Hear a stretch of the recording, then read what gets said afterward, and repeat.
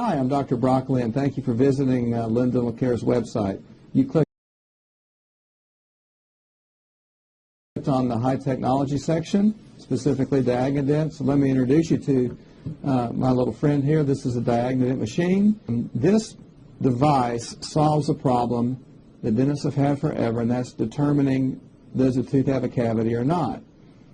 Today, with the advent of all the fluorides that we have in toothpaste and in the water, the outer layer of enamel of the tooth is often very hard, yet things can be brewing underneath that outer layer of enamel, and decay can be starting and growing quite deeply.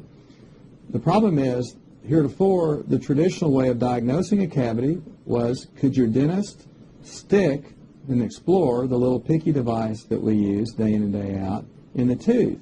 And if it didn't stick, it didn't have a cavity. Well, that's not always the case, as I'm about to show you. This device has a numeric readout. It uses a laser light that picks up the presence of bacteria inside a tooth, and then numerically assigns a number from 0 to 100. It also has an audible sound. So it's been a very useful tool and has given us many ahas in the course of daily clinical life of dentistry here in our office. So once this device has been calibrated, then we go to the patient's mouth and we put it on a natural tooth. I'm going to use my fingernail just for fun.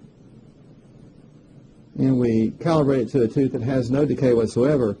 And then you see that 0, 0 is a baseline reading. And then we'll go to the area that we're suspicious of, and I'm just going to scan the green color of my shirt, and it just went nuts. That 99 and that high tone that you're reading there is a very deep cavity.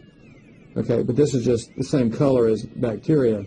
So I told you I was going to show you an example of one of the dilemmas that we face every day. And as you can see over here on the screen, this is a tooth, one of my patients, that I did some photography on, and I had this little area I was really suspicious of. You can see it's kind of dark, but again, the classic, our little traditional pick did not stick in that little dark groove right there.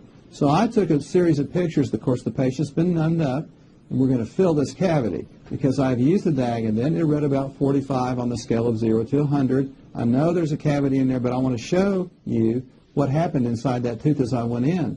So this is the next photograph. You can see this area. That's not a normal appearance right in there. That's actually a cavity.